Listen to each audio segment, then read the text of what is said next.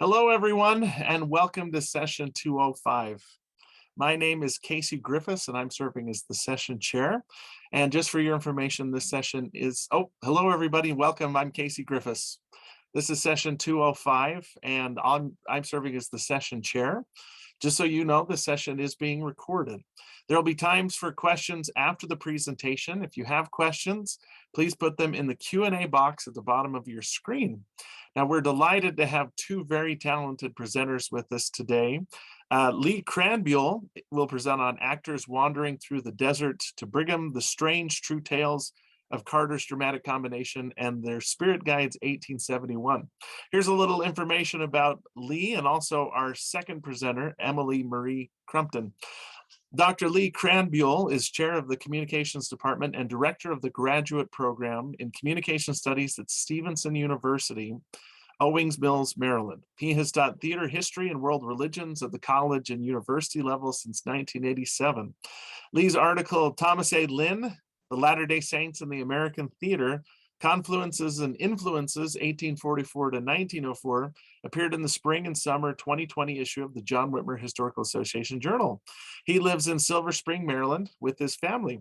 Our second speaker is Emily Marie Crumpton, who will present Mormons, Danites, and Gentiles, Stereotypes on Stage in 19th Century America. Emily Marie Crumpton works for the Church History Library for the Church of Jesus Christ of Latter-day Saints as the content manager for the Pioneer database. She graduated with a Master of Arts in History from Utah State University and is presently enrolled in a Master of Library and Information Science program through Wayne State University. Her primary areas of research include 19th century media, mortality, crime, and gender. She is also developing subject matter expertise in the history of the Salt Lake Cemetery. She loves theater, old books, and spending time with her two children. Now, each of our presenters will present for 20 minutes. At the end of their 20-minute presentations, we should have about 15 minutes for questions. And Lee, we are ready to begin whenever you're ready. Thank you very much, Casey. I appreciate it. And putting the screen up there. Good afternoon, fellow scholars and restoration history enthusiasts. And what a joy it's been finally to be back together today, albeit virtually. Today's presentations have really been fascinating. I'm Lee Krähenbühl, as Casey said, and I'd like to begin my presentation today with an image familiar to some of us. This is Nelson's Pictorial Guidebook of Great Salt Lake City. It's a little handbook, literally, it fits right in the palm of your hand, published in 1871, and it provides helpful visual references for our present purposes because it was in June of its year of publication that a bedraggled and road-weary company of actors, the remnants of a theatrical troupe that billed themselves as Carter's Dramatic Combination, pulled their two wagons up to the Salt Lake House Hotel. And the next day, they were granted an audience with Brigham Young at the Lion House. And their leader, Jared Carter, told Young that they had traveled unarmed and entirely by horse and wagon, the nearly 700 miles from Los Angeles, California, through desert, plains, and hostile Native American territory to be baptized by him. They further claimed to have done this at the direction of spirit guides, who communicated with them through the use of a planchette, a spiritualist writing tool popularized in the mid-19th century. Young responded by baptizing them the next day and immediately arranged starring positions for them in the stock acting company of his Salt Lake Theater. Or, so the story goes. For the past 15 years, I have been trying to get as close as I can to the historical reality behind the Carter's claims. Did this sensational otherworldly journey through the desert actually happen? Well, for half of those years, I was highly skeptical. We have only a handful of eyewitness sources, and they all disagree on the timeline, whether it happened in 1870, 1871, or 1872, and the time of year in which this journey took place. But once I had locked in the timeline through sources I could firmly document, thanks to an avalanche of scanned 19th century newspapers within the last decade, it's become clear that, in fact, the actors really did make this journey. They really did employ a spiritualist automatic writing practice in its course, and they really were baptized by Brigham Young at its end and employed by his Salt Lake Theater. This really did happen, but not quite in the way its participants have related. Today, on October 23rd, 2021, in the sesquicentennial year of these events, we will be taking a closer look at them through the distorted but ultimately useful lens of an underanalyzed affidavit by one of its participants, the actor W.J. Cogswell, to explore the Carter's claim in detail, its basis in historical fact, and its place in subsequent legend. He's shown here in his most famous and successful role, the Marquis du Prel in The Two Orphans on Broadway, only 4 years after the events we are examining today. Later on, he would also co-star with McKee Rankin in the anti-Mormon play The Danites, which my colleague Emily Crumpton will be telling us about in a few minutes. Now, at the turn of the century, Cogswell was living in Chicago and periodically in the employ of his nephew, the mogul of melodrama, Lincoln J. Carter, who had, as a child of 6 years old, been a participant with his parents in the journey through the desert. On September 24th, 1900, nearly 30 years after the events in question, Cogswell strode out of his boarding house at 1096 North Clark Street, Chicago, and made his way to a notary public where he swore out an affidavit. And its title page leads with a question, was Brigham Young a spiritualist? And continues, the answer can be found by reading the account of a remarkable journey entirely under spiritual influence from Los Angeles, California to Salt Lake City, Utah. Incidents and events absolutely true. Now, the typescript of this affidavit is one of the most bizarre, fascinating, and ultimately under-examined artifacts in the history of the restoration movements of the Latter-day Saints, of the American theater, and of the American West. 3 copies exist, one unavailable for research in the LDS archive, one in the Beinecke Rare Book and Manuscript Collection at Yale, and one in the Rare Books and Manuscripts Collection at Bancroft Library at UC Berkeley. The narrative of the affidavit follows the following rough outline. First, Carter's dramatic combination organized in Chicago with the intent to tour to San Francisco.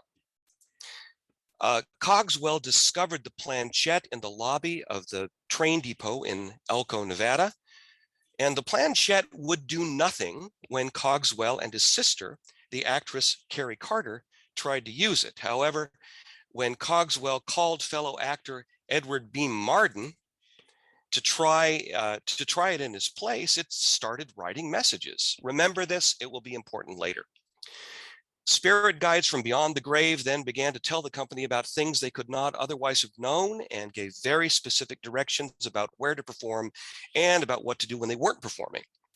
Now, once they had played Los Angeles and were intended to return on their way the way they came, which was via steamer up the California coast, the planchette messages instead instructed them to take an overland route up through the desert and plains without firearms through hostile Native American lands to be baptized by Brigham Young, although Cogswell insists that none of them knew anything about the Latter-day Saints. While preparing for this trip, they came upon a relative of company owner Jared Carter's, a cousin named Gideon, who proved to be very useful as a guide through this hazardous wilderness. And then, under the direction of messages delivered through the planchette, the party made its way to Salt Lake City, where they were received by Young, baptized by him, and installed by him as stars of the Salt Lake Theater. Now, the Cogswell affidavit has never been a lost document, merely neglected. And the reasons for this neglect are not particularly mysterious. The extant copies are labor intensive to examine. The available carbons are so faded that they are now legible only with modern image technology that can adjust contrast. And even then, great patience is required for transcription. However, the rewards for this patience are great. Before we look at the problems the document poses and sift through them for authentic information it might provide, we need to delimit the uses to which historians can put it.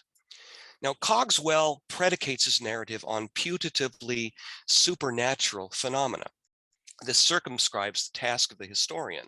We cannot claim either to prove or disprove whether spirit guides actually exist, or whether they spoke through a planchette to the members of Carter's dramatic combination between the first week of January and the second week of June, 1871.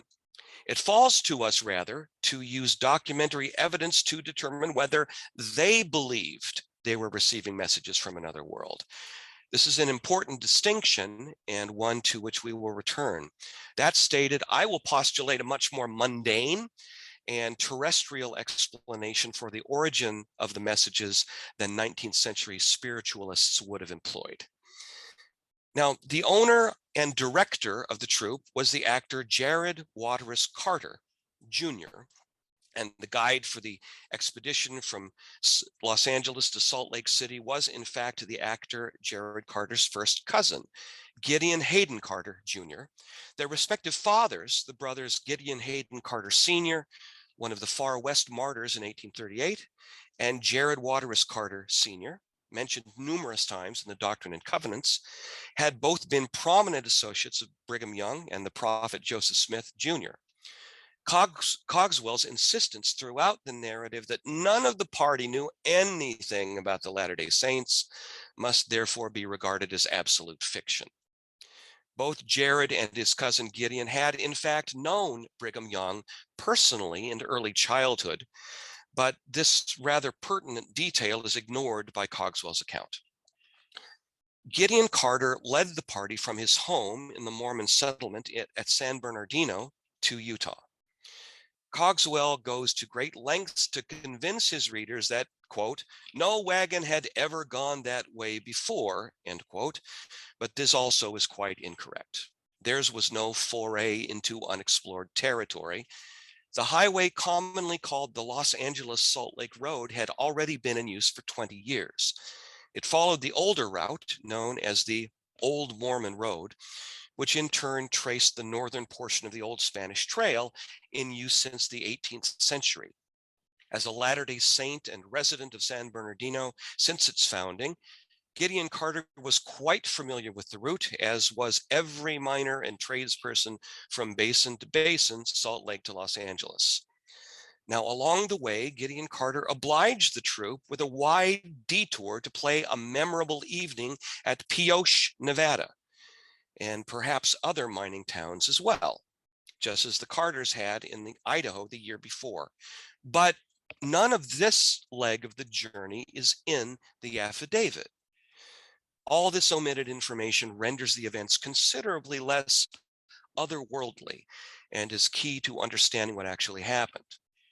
The tiny Nevada desert town of Pioche, shown here in the year of the journey in 1871, is a prominent geographical reference point in the affidavit.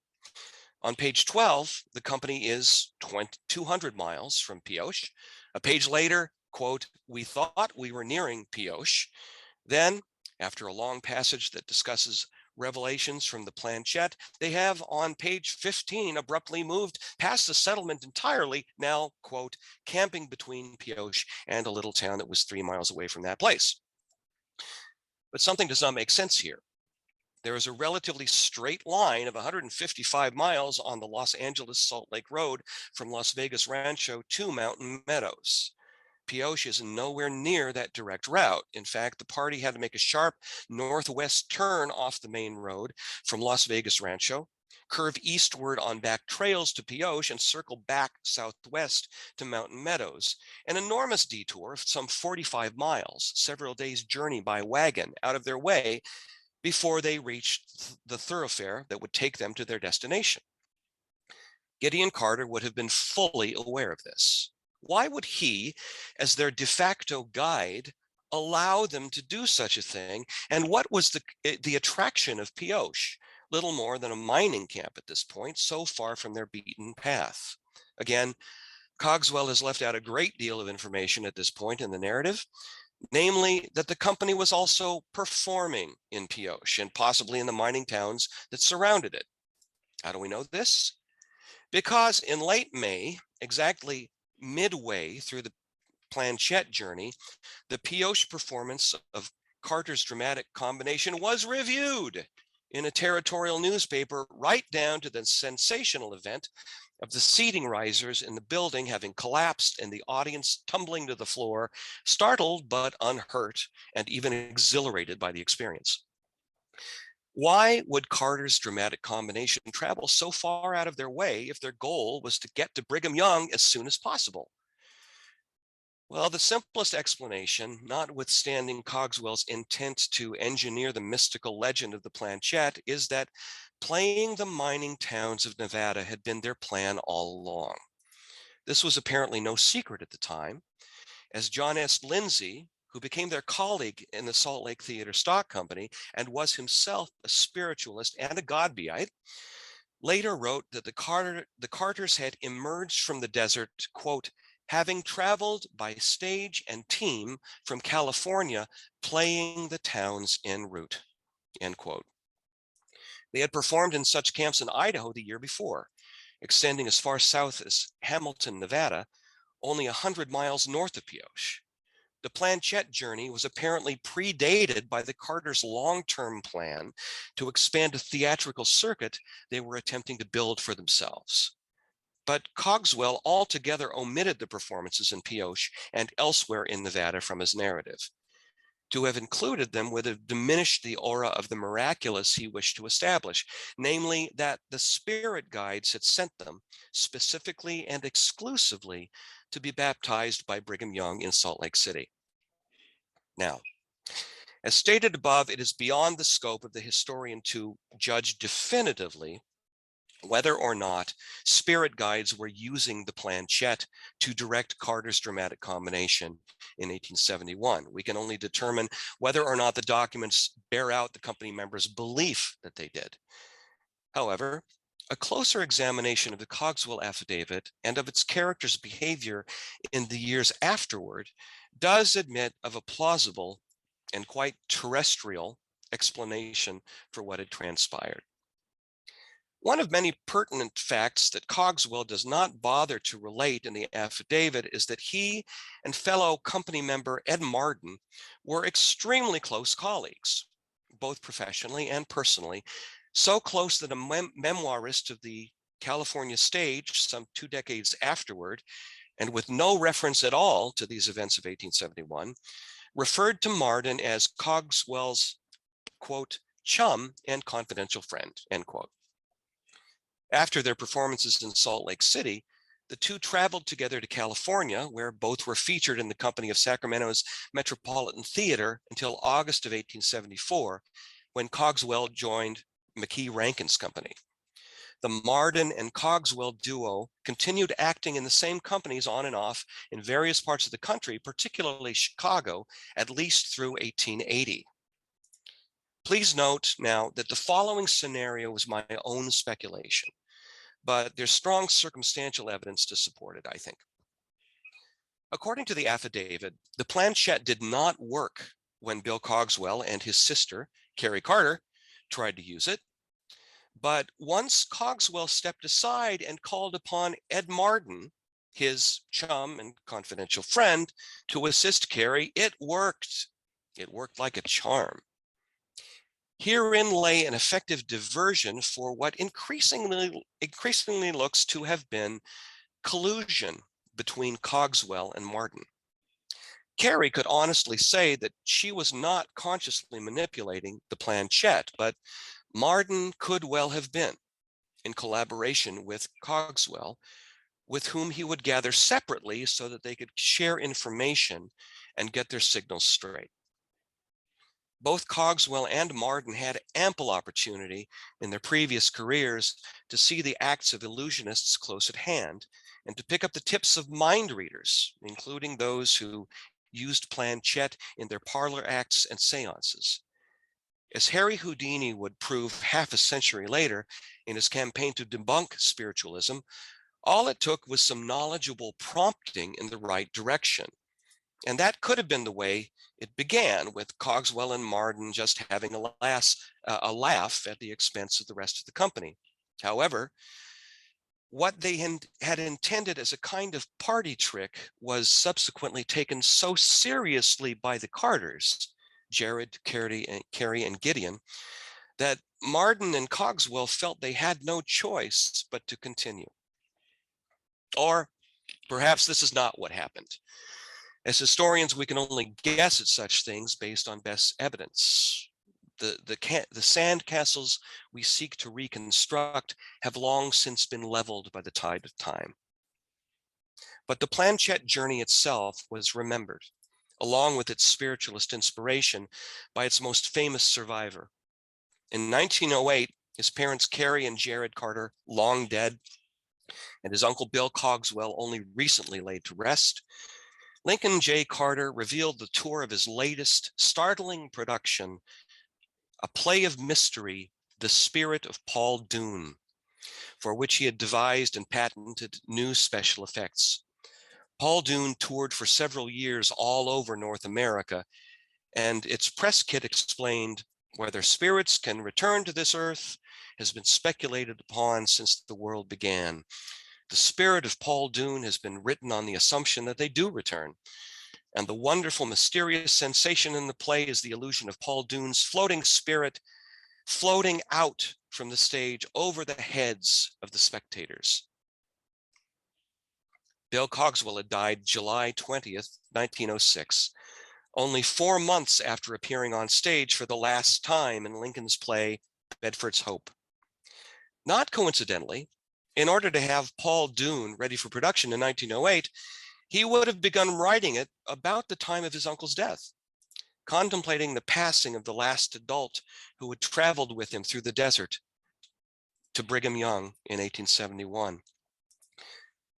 One can imagine Lincoln J. Carter sitting down to write the play late at night. He pauses, suddenly transported into a childhood reverie. He is 6 years old. He stands beside a campfire on a cool spring desert night. He is holding the hand of his Uncle Bill, who is gazing toward the wagon. Gideon is reading a passage of scripture which hangs in the evening air like an incantation, mingling with the smell of wood smoke and sage. Gideon concludes his reading, closes his Bible. Lincoln sees his Uncle Bill exchange a nod with Mr. Marden, who walks to the bed of the wagon where Lincoln's mother sits. His father has spread a piece of paper below the planchette to bear the evening's message. Lincoln's father exchanges places with Mr. Marden and stands beside the wagon, hat in hand, anxiously furrowing his brow. His mother and Mr. Marden face each other with their fingertips on the planchette between them, waiting for their spirit guides to speak. Thank you for your attention. Okay. So over the past 2 years, Lee and I first proposed our panel here 2 years ago. And initially, the presentation was supposed to focus on stereotypes and stage. However, during that time, as research has evolved and a storyline comes to light, the focus has somewhat shifted away from stereotypes specifically to social commentary. So instead of stereotypes on stage, I present to you Mormons, Danites, and Gentiles, social commentary on stage in the 19th century America. In March 1858, in New York City, the curtain lifted at Burton's Theater for Thomas Dunn English's new play, The Mormons, or Life at Salt Lake City. Nearly 20 years later, also in New York City, Joaquin Miller's play, The Danites in the Sierras, debuted at the Broadway Theater. Mormons were on the minds of Americans. The opening of each play coincided with important political events, such as the Utah War, 1857 to 1858, the murder of Parley P. Pratt, 1857, the Mountain Meadows Massacre, also 1857, and the trial and execution of John D. Lee, 1877. These events caused much excitement throughout the country. Newspapers informed readers and influenced their perceptions of each sensationalized event. Consequently, most coverage of these events outside of Utah contributed to anti-Mormon sentiments. As explained by Megan Sanborn Jones, Mormons were made strange to America in the late 19th century popular culture through a variety of means. Images, impressions, anxieties, and fears were made visible in fiction, journalism, on stage, and in the political arena. The plays by English and Miller, both Gentiles, or in other words, not Latter-day Saints, were likely inspired by the previously mentioned events, and each play contributed to the anti-Mormon social commentary of the day.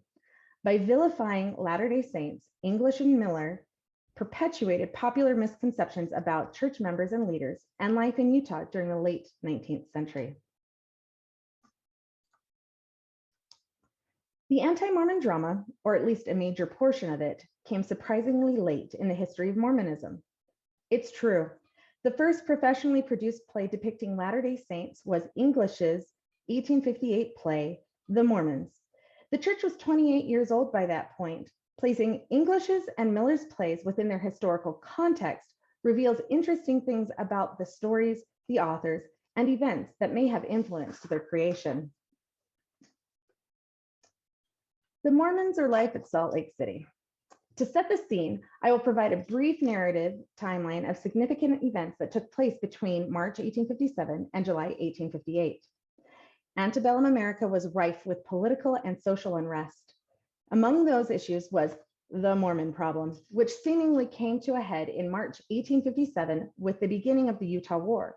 A few months later, on May 13, 1857, Parley P. Pratt was murdered. He was shot and stabbed by Hector McLean, whose wife had left him when she joined the church and was sealed to Pratt as a plural wife. Between the 7th and 11th of September 1857, a group of pioneers were needlessly massacred in Mountain Meadows.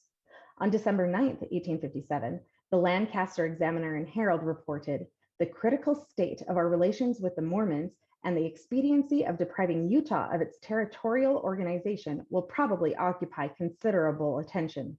And it did. A few months later, in March, in New York City, Thomas Dunn English's The Mormons debuted at Burton's Chambers Street Theater without much acclaim. Then in July 1858, the Utah War ended. Over the course of that year, newspaper reports and editorial cartoons sensationalized events that occurred in Utah, villainized church leaders, and depicted church members as rebels. Theater contributed to the discussions and usually inaccurate depictions of Danites and Mormons. Danites, plural marriage, Brigham Young, Parley P. Pratt's death, rebellion, murder, devious plotting, and the Utah War are some topics and themes that were actively discussed at the time English penned his play. During the 19th century, the doctrine of plural marriage was the chief target of attack for the anti-Mormon playwrights. Since The Mormons was the first professionally produced play about and depicting Latter-day Saints and Danites, we can credit English for establishing that practice. In the play, the religion of the Latter-day Saints was made integral to the story, but it is unlikely that the religion and their controversial doctrines were English's only inspiration. For the following analysis, it is important to understand that literature, and by extension, theater, functions as a space to vent out thoughts and tribulations on death and related experiences. The events of the Utah War, no doubt, influenced English's development of the play and perceptions of Danites and Mormons. Most analyses of this play focus on the representation of Brigham Young. However, English's inclusion of Parley P. Pratt as a character in the cast is particularly significant. His, quote, tragical death did not go unnoticed.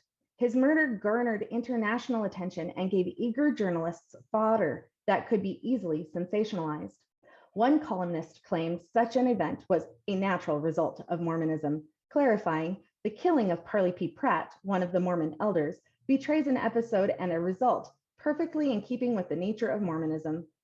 Review of the script within the historical context of when the play was written suggests that Pratt's death provided English added inspiration for his chosen cast of characters. Tribulations in English's play are not attributed to the death of Pratt. The play did not elegize or eulogize Pratt. It did just the opposite. English demonized Pratt. In the opening scenes of the play, English established Pratt as a primary antagonist and villain. In the sequence, Pratt's character divulges his plan to seduce Mary Blandford and rely on the Destroying Angels, a moniker for Danite members, to take out the Gentile, who Pratt viewed as a competitor for Miss Blandford's attention. A wise trapper, Eagle Eye, tried to caution Mary, saying, "But Mokana must soon raise his veil, and then you will see the sensuality, hypocrisy, and murder, which form the base of the Mormon faith. Your pure heart will be shocked with the practices at Salt Lake. Your sensibility is wounded by the miseries resulting from polygamy. It will then be too late to escape the evils around you. In true melodramatic fashion, fair Mary innocently reassures Eagle Eye. I am not offended at what you say, Eagle Eye, since you believe it, but you are deceived. Elder Pratt, a good man, though a tedious one, has assured us that polygamy does not exist there, and he would not stoop to deceive anyone. The scenario harkens back to the events that resulted in Pratt's murder. Any apparent tribulation in the play regarded young women and their families who were supposedly seduced by the Mormons, duped into coming to Utah, and forced into polygamous marriages. The play was not public opinion. It was social commentary, English's responses to events of the day. The Mormons is the personification of English's interpretations of events in Utah as he understood them, likely through the lens of newspaper articles and other forms of social media. The play contributed to popular rhetoric of the day that pertained to the Utah War, Danites, Latter-day Saints and their leaders, and perpetuated misconceptions about Latter-day Saint religious beliefs and cultural practices. The anti-Mormon drama did not produce plays of greatness, whether they be measured in terms of box office appeal or artistic achievement. Despite its historical significance, The Mormons and other anti-Mormon plays that followed were not box office hits. They did not gain much popularity, except for one. Stuart W. Hyde explained, of the many plays written on the subject of the Mormon religion, only one, The Danites in the Sierras, was an outstanding commercial success. But the play did not begin as a play. The story began as a book, The First Families of the Sierras, published in 1876. Although Miller's play is similar to English's in that they are both anti-Mormon and perpetuate misconceptions about 19th century Latter-day Saints, they contain a distinct difference, the emphasis on religion within the story. In Miller's novel and play, religion is not integral to the story. Although the antagonists were identified as Danites, the villain could easily be replaced with any other character type, no matter the religious background. Despite the fact that the antagonist could be changed with any other character types, when examined within events that were taking place at the time the book was written and the play produced, the choice to focus on Danites and Mormons likely contributed to the play's overall success. And just to point something out, the gentleman in the image on the left is McKee Rankin, who was Cogswell's co-star that Lee mentioned earlier in his presentation. In the preface to the 1881 edition of the novel Danites in the Sierras, Miller described the Danites as that once dreaded and bloody order. One journalist briefly described the plot of the story. The Danites are Mormon avengers, sworn to destroy by fire, steel, the rope, or poison every member of the family of one Williams, supposed by the saints to have been concerned in the murder of one of their prophets. The timing of the 1876 publication of The First Families of the Sierras and the 1877 theatrical debut of The Danites in the Sierras could not have been coincidental. The events in this historical recap begin in 1874, when John D. Lee was indicted and arrested for his involvement in the Mountain Meadows Massacre, which occurred in 1857. The image you see of Lee on this slide here was taken about the time that he was executed, or shortly before, within a week or two before his execution. Throughout 1874, but specifically at the time of Lee's arrest, journalists filled their columns with their recantings and opinions of the Mountain Meadows monster, the Danite mutilation, and details of the event, which sent 120 innocent beings into untimely and uncoffined graves. Some columnists, though, revealed their ignorance of Latter-day Saint history when they explained Lee was a prominent member of the Nauvoo Legion, a Mormon military organization better known as the Danite Band. The Nauvoo Legion was a separate organization from the Danites, although former Danites were also members of the Nauvoo Legion. Coverage of the related events continued throughout 1875 and 1876. The First Families of the Sierras was also published in 1876. Then, on March 23, 1877, by way of firing squad, John D. Lee faced the reality of his mortality. There were those who felt that Lee was a scapegoat and that Brigham Young should have been held responsible for the Mountain Meadows Massacre. Nevertheless, Lee's execution was some retribution for a hateful and long unpunished crime. Other Danites were on the scene around that time too. For instance, in July 1877, newspapers across the country ran an expose on the Danites as reported by Bill Hickman. In 1872, a few years earlier, J.H. Beadle wrote a book about Bill Hickman, identifying him as the Danite chief in Utah. Hickman was featured as a character in Miller's play and described as the chief Danite. It is possible, although no evidence exists to support it, that the book by Beadle contributed to Miller's inspiration behind writing The First Families of the Sierras and his choice to feature Hickman as his primary antagonist. A few months after the 1877 reports from Hickman were printed, the Chicago Tribune reported that Orrin Porter Rockwell, Mormon murderer and accredited chief of the Danites, was indicted by the grand jury of the First Judicial Court of the Territory of Utah. Danites and Mormons were everywhere. In the wake of Lee's death, the Mountain Meadows Massacre, Mormons, Danites, and notions of destroying angels and blood atonement inspired the imaginations of journalists, novelists, playwrights, and their audiences. Less than 6 months after Lee's execution, on August 22, 1877, the Danites in the Sierras opened at the Broadway Theater in New York City. 7 days later, Brigham Young died on August 29, 1877. Miller's play capitalized on the sensationalism regarding Danites and Latter-day Saints during the 1870s. Moreover, the story and play represent Miller's interpretation and perceptions of political and cultural events that regarded Latter-day Saints. 19th century members of the church were encouraged to come to Zion. For Latter-day Saints at that time, coming to Zion meant, in part, a literal gathering of church membership. Brigham Young once explained, the Latter-day Saints gather together for the express purpose, they say, to establish Zion. Where is Zion? On the American continent, in the mountains. Beginning in 1847, Salt Lake City and the surrounding communities became the physical representation and geographical location of Zion. As Latter-day Saint pioneers pointed their eyes, hearts, and handcarts towards Zion, Gentiles, including English and Miller, also turned their attention to the Utah Territory and the peculiar people settling in the high desert. Large populations of people viewed as socially deviant often spurs emotional reactions that marginalize those who appear different from the majority. Emotions such as curiosity, fear, lack of understanding, and other variables such as political and media responses influence perceptions of individuals and communities who deviate from social norms. Emotional reactions stimulate imaginations, drive creativity, affect the evolution of popular culture, and instigate social commentary. It is important to understand that social commentary and popular culture are not the same as public opinion. However, each influences the development of the other. The relationship is symbiotic. Like English's The Mormons, the Danites in the Sierras was Miller's response to the contribution to anti-Mormon social commentary of the time. Both plays demonstrate how artistic expression in its many forms, including theater, can contribute to the othering of marginalized groups perceived of as dangerous or threatening.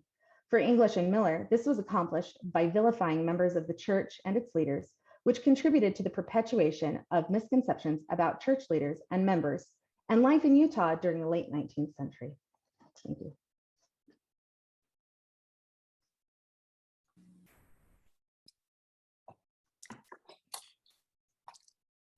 Our thanks to both of our panelists for their excellent presentations. Thank you, Lee. Thank you, Emily.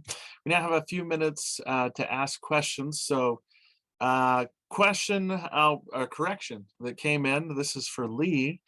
Lee, wonderful presentation. Just a quick correction. Gideon Carter died during the Battle of Crooked River, not at Hans Mill. Thank you. I will make that correction. I appreciate it. Very good. And thank you for paying enough attention to the slide to see that.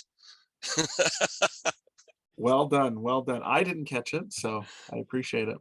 Other questions from the audience that they'd like to ask Lee or Emily about their presentations?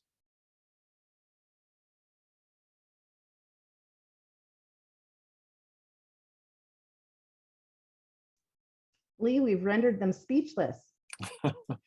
I see that, or I hear that rather, or don't hear it. I'd like to ask a question of Emily. Emily, I was surprised to hear that most of these plays weren't lucrative, that most of them weren't successful, especially considering that there's been a hugely successful play that came out a couple of years ago, centered around Mormons. Any reasons ever given as to why these plays weren't commercially successful? Were they considered ridiculous, or were they considered like hard-hitting journalism, or what was the feel for them in their day? There's multiple reasons why plays aren't necessarily successful, and there's a lot of similarities, whether you look at plays that aren't successful today compared to plays in the 19th century. The reasons are often very similar. One has to do with location of debut. If it's just not a great place to debut, or not receiving enough advertisement or word of mouth getting around, that could be part of the reason. If they get bad reviews, that could be another reason. It could also be timing. I mean, Danites was successful because of the timing of the play, and the events are happening in the country at the time. It was the 20th anniversary of Mountain Meadows Massacre, so this takes us all the way back to 20 years ago. There's still a lot of tension and emotion surrounding that event. Plus Lee's execution in that same year. So there was a lot of reason for that play to be successful. And it helped that it opened on Broadway. So, which is the theater heart of the United States. Now, as far as the Mormons, it was the first of its kind. The first is not always successful. It usually takes anything that's created some time to develop in order for it to be successful. And in this case, it was using Mormons and Danites and Latter-day Saint culture as the backbone or theme of the play and story that needed to develop. The popularity behind this concept of identifying Mormons and using them as villains on stage, that idea was so brand new that people didn't necessarily respond to it. That's why it wasn't so successful for Miller. Some of the plays were also very overly melodramatic, and melodrama was very popular during that time period. But too much of something is never a good thing, and that seemed to be the case for some of these plays. They were just too over the top. Some of them even had musical elements, and they just didn't take well. So, okay, we've had a couple of questions come in from the audience. I think this first one's for Emily. How do these plays relate to the anti-LDS films of the early 20th century? Is there any direct connection between the two? That's a great question. Yes, there are direct connections. In fact, the Danites in the Sierras, McKee Rankin took that concept and that story and then adapted it for silent film. I can't remember the title of that play or that movie now, but it was made into a movie, and other anti-Mormon movies at that time didn't necessarily transition from the stage in the way that Danites and Sierras did, but the plays did influence the development of motion picture. We see that for other plays too that aren't necessarily related to Latter-day Saint history. I remember Trapped by the Mormons, probably the most famous film from that era, where they would sacrifice virgins by throwing them into the Great Salt Lake. Yep. Out of the Salt Lake Temple. Another question from Liz Wick. Are the plays mentioned still available to read? Some of them are. I haven't gone through it and found all of them, but the Mormons and the Danites and the Sierras are both available on Internet Archive. They've been scanned, and you can, if you type in the Mormons by Thomas Dunn English, Internet Archive, you'll get that on Google. Or if you type in the Danites and the Sierras, the play, you need to distinguish whether you want the play or the novel, because if you just type in Danites and the Sierras, you're going to be hit with the novel. But if you want to read the play, you have to actually distinguish that you want the play. But yes, they are both available, and as well as other 19th century anti-Mormon plays from the time. They're pretty easy to find on the internet. Mm-hmm. Okay. I think this next question is for Lee. What plays were they, Carter and company, all in? What plays were Carter and his company in when they were in Salt Lake City under Brigham Young? They were doing their entire repertoire, and these were repertoire companies. This is before combination companies meant that they would just do one play over and over and over. The play that they were doing most was called The Female Gambler, and that's the one in the poster on the slide. Jared Carter said that he had written that especially for his wife, Carrie Carter. He had not. He had pirated it from a very successful production in London, but there was no way to check for audiences to check that. They also did a play called Fanshawe the Cricket, and Carrie Carter's specialty at the time was Lucretia Borgia. And as she stuck around Salt Lake City and Ogden for about the next 10 to 12 years, Lucretia Borgia became her signature piece.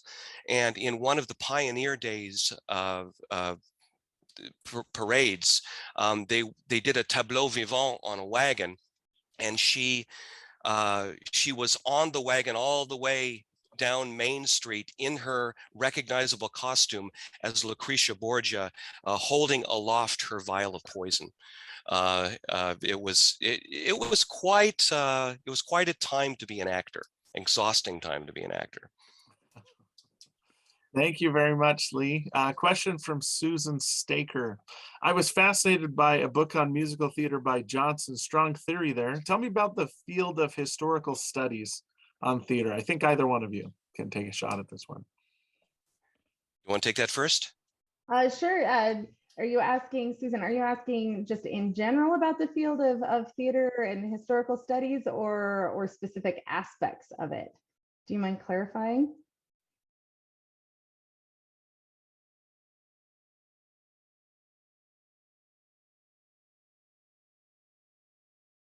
That's okay. So history of theater is something that I really enjoy. I took my first historical theater class, or history of American theater class, as an undergrad at ISU, and was blown away. It was the first time I heard of the Mormons, and it was the first time I learned that Brigham Young and the Latter-day Saints were the first religious institution to build a theater for the purpose of acting and theater, as separate from a religious area that produced theatrical homilies or sermons.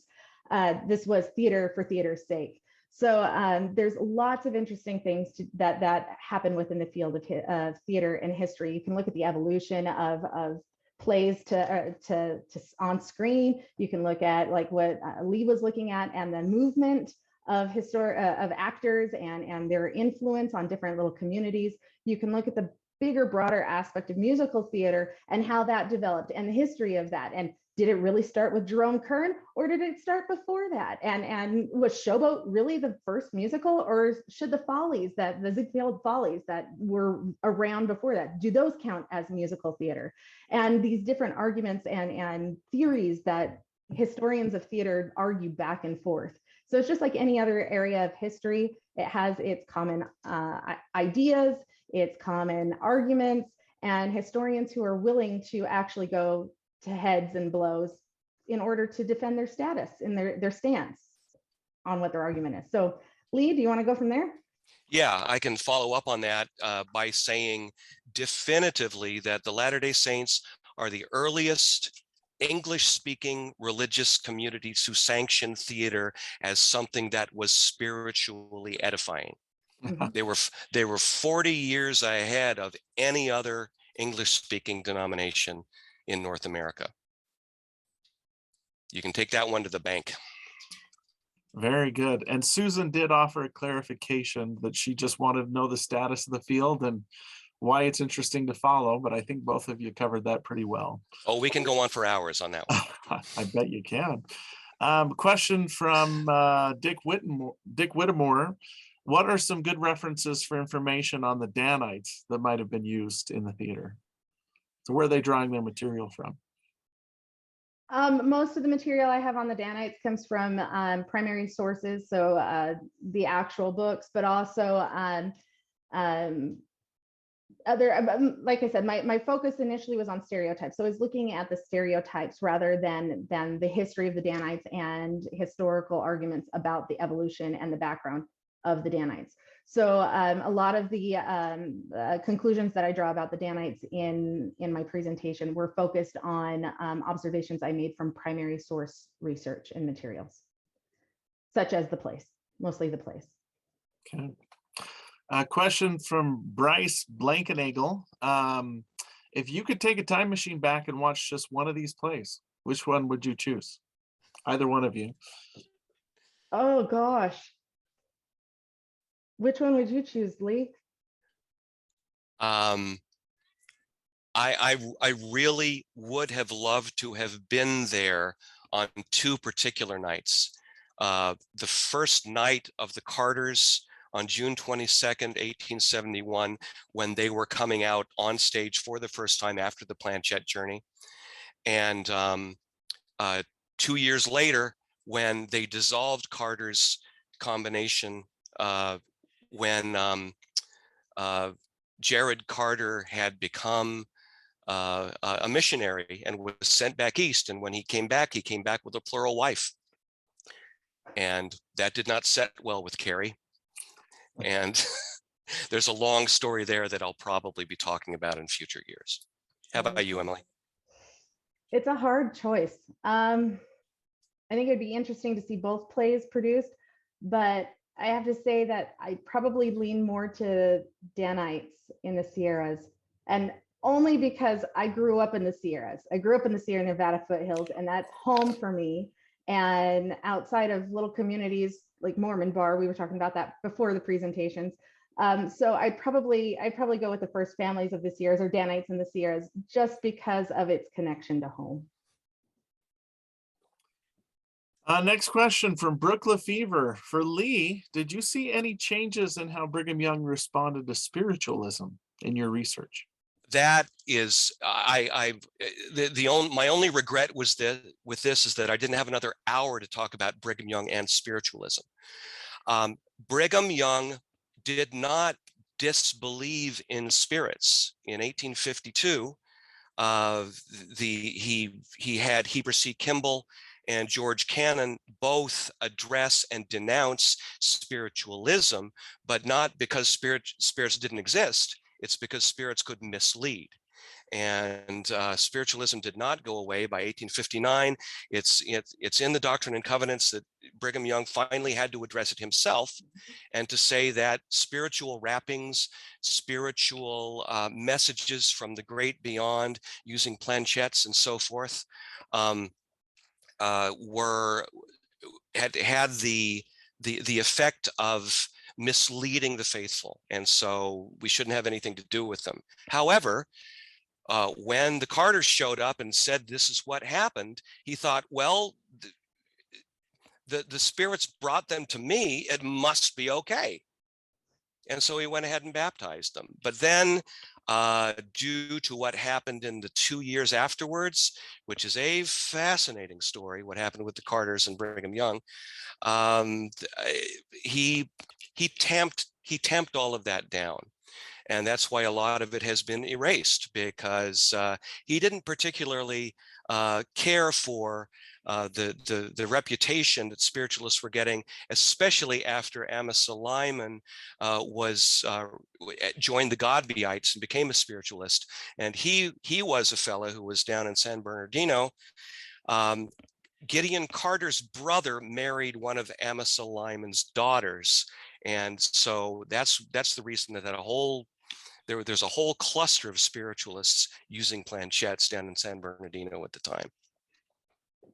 I'll stop there because I'll never stop if I don't stop there. Thank you, Brooke. And Lee, just so you know, Brooke has done a lot of work on Godbyites that are linked to spiritualism. Brooke, I saw I should message this to you instead, but I saw your presentation.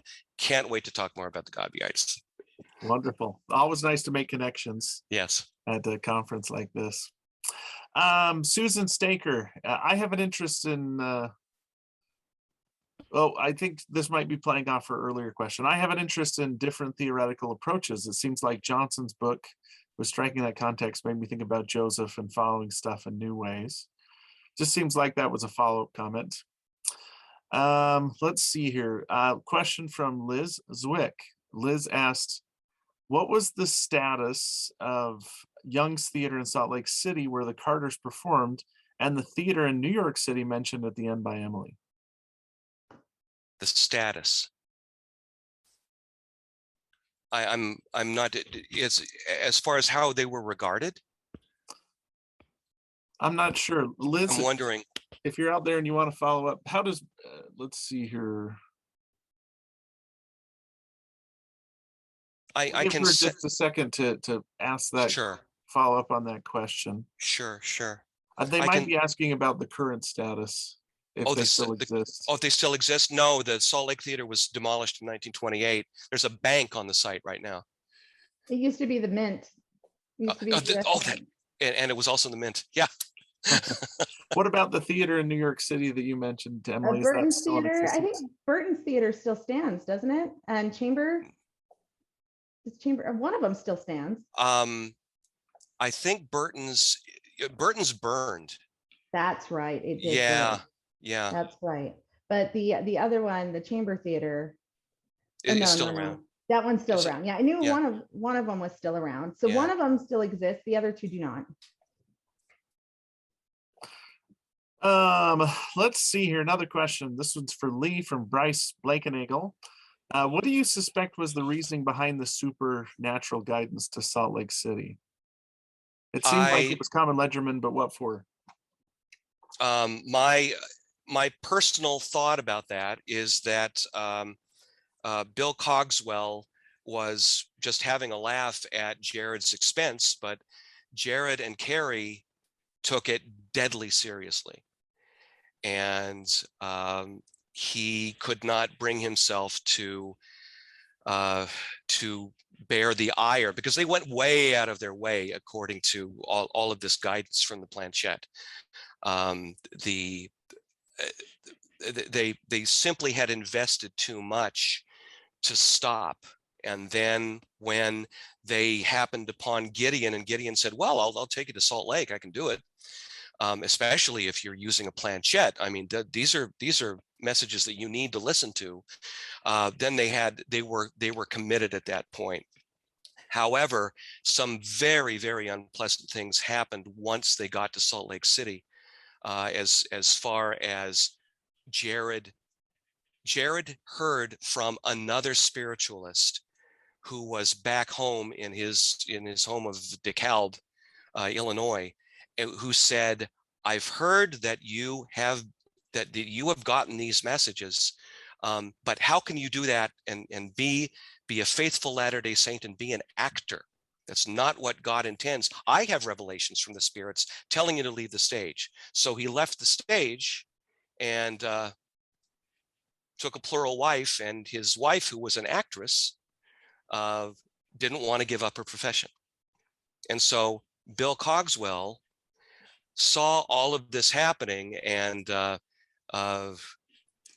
had on his, this is my interpretation, had on his mind the fact that he had deceived them to the point that destroyed their marriage. And that's one explanation. There can be many, many more.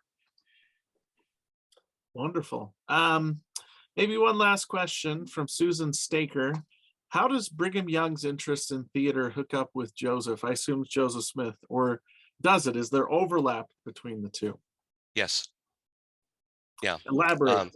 Go ahead. The Masonic Hall in Nauvoo was the site of the first performances by a Latter-day Saint company. It was organized by Tom Line.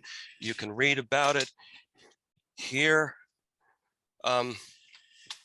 And presentation at JWHA 2 years ago was all about that. Yes. Joseph, however, was not the instigator of the company. A myth has evolved that that it was Joseph who organized the company. He did not. He certainly gave his permission to, but it was Brigham Young's first theatrical experience. It was the first theatrical experience for all of them, because no one in 1844 would have been caught dead on a stage unless it was something that Joseph wanted them to do. He sanctioned it. It was not Joseph's idea. There never was any such thing as a Nauvoo Dramatic Association. That's another article that will be coming John Whitmer's way at some point from me. And but it was Brigham Young got the bug in Nauvoo, and it was remnants of that company that created the Deseret Dramatic Association that led to the building of the theater. Well, we are out of time, but we thank the two of you so much for your presentations. If you're out there, give a round of applause or jazz hands or whatever you feel like doing for Emily and Lee. And Emily and Lee, we thank you for your presentations. Thanks to everybody for attending session 205. And just a reminder to join us this evening at 7 p.m. Central Time. That's when President Jill Brigham is going to be giving her address on Joseph Smith's Red Brick Store in Nauvoo. So we will see you soon. Everybody have a safe and good time until then. Bye-bye.